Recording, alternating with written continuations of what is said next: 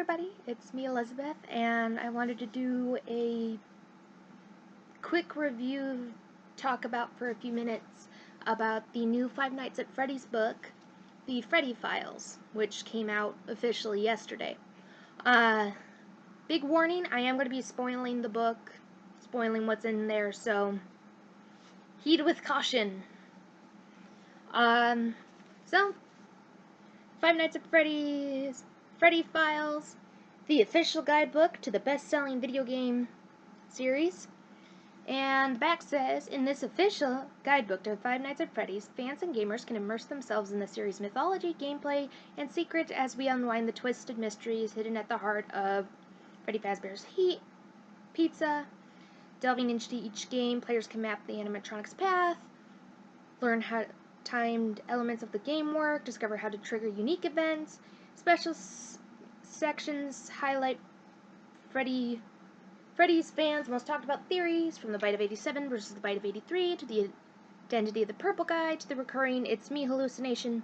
All evidence, along with every detail of the games and novels, is laid out for fans to explore in one-of-a-kind guide to the warped world of Five Nights at Freddy's. So, it's actually a lot smaller than I originally thought it was going to be. It kind of looks like a standard chapter book. And good points.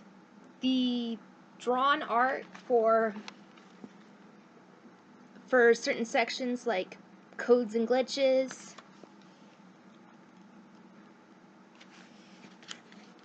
the chapter pages, and for different headers is actually really funny. And of course, we do also get pictures of some of the characters in the Silver Eyes. So we get Charlie, Jessica, John, and the animatronics Henry had made for Charlie when she was younger, which they didn't age very well. There's also some doodles and sketches of like just drawn on little situations, like a barking dog. Yep, a barking little dog. Basically, each section gives you gameplay, charts of the timed events, basically here's the layout, here's how the game works, as we can see.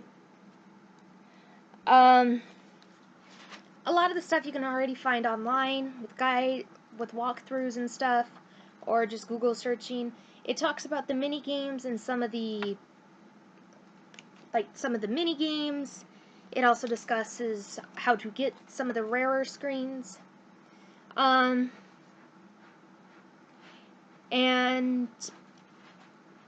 some information is given that we didn't know about the animatronics, like the puppet is technically a guy, because he uses he or him pronouns, which, okay.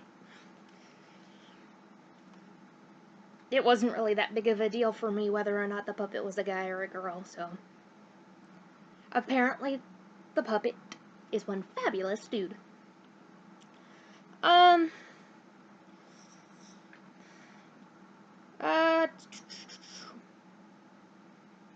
Mangles just has it,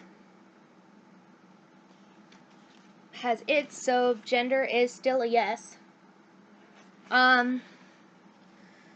Other than that, most of this is already stuff you can find online, and it doesn't really answer a lot of the questions, like the debate on 87 versus 83 is kind of like, yeah, just talking about like the sequel prequels, just kind of giving evidence to the fan things without actually giving us information. Like like, one of the big things that shows up is that it does point out that the animatronics have been acting very unusual, almost aggressive towards staff, kind of pointing out that it's unlikely that a small child got his frontal lobe bitten off. And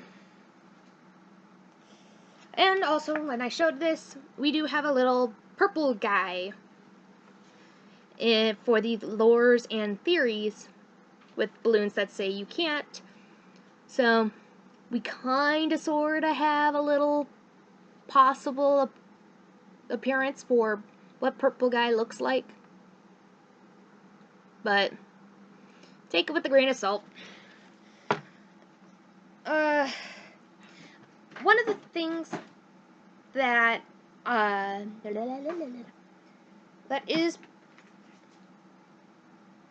was one of my cats.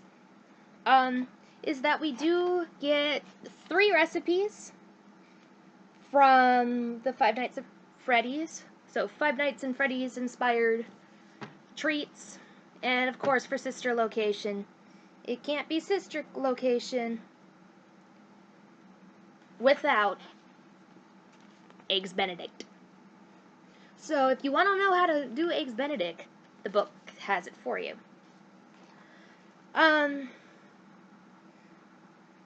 There is some snarky side effects, or not side effects, little side notes in the thing, which it does have a sense of snark in it, which is okay.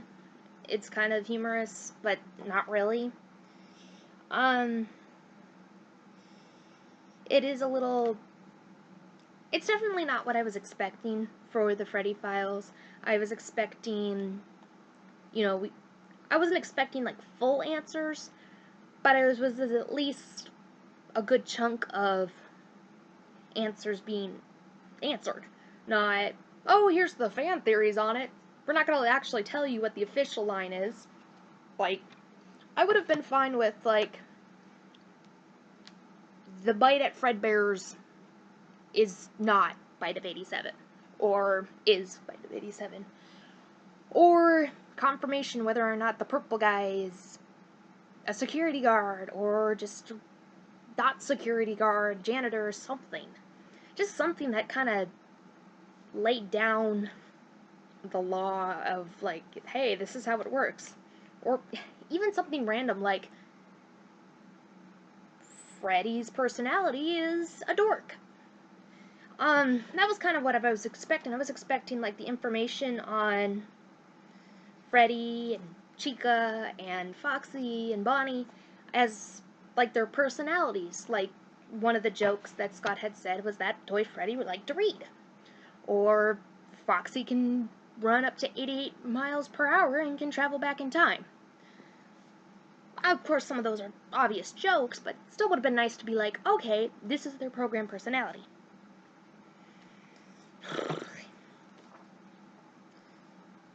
Yeah. Personal thoughts are, I'd suggest just going and getting the book from a library, or just doing a general Google search of Five Nights at Freddy's. I mean, it's kind of just... It kind of feels like it's just leading us on. Like, Scott has that bone of, hey, you want the answers? You want the answers? Oh, you're not going to get the answers. It just kind of feels like, enough is enough, Scott. Just answer what's going on in Five Nights at Freddy's. Because it's not making any sense. The rules of this world have not been fully explained. The novel's world makes no sense. And the game world doesn't make any sense. Just give us some, this is how the world works. Ba-da-da-da-da-da-da. Because you're not making it clear for it to be read. So, I don't know. I'm rather disappointed with the book. And I wouldn't suggest it unless you really wanted the recipes that were in here. Which is a pizza pizza-inspired bread twist, cupcake thing, and Eggs Benedict, which are the only 3 recipes in here. If you wanted something that you could easily access to get, like, the cheats for the game, or how to activate some of the stuff, like getting the real ending, or good ending of FNAF 3, or how Plush Trap works, or if you wanted an easy spot to get the rarer screens, or how to properly do the baby minigame from Sister Location, then I guess this would be a good book for you. But if you followed FNAF and the lore and, you know, the theorists like Daco, MatPat, 8-Bit Ryan, Razbowski, and many other FNAF theorists, then you've already read the book then. It's pretty much, if you followed FNAF, you already know what's in the book. But if you want an easy cheat sheet, then this will help. Doesn't really spoil much, and other than what I said, it kind of peeked in, told us. Yeah. And that's pretty much it. I mean, the artwork is beautiful. I do kind of like the cheeky little purple guy we get. And yeah, that's pretty much it. It doesn't really give us much information. Just kind of being like, ooh, this is FNAF, we're not gonna answer anything. And before I completely forget, yes, in the back, there is the picture of the twisted circus freak-esque baby. And when I'd first heard about that picture in particular, I was like, oh, okay. Funky. Perhaps Circus Baby's World was actually a horror attraction, and then it got turned into something cute because cute makes money.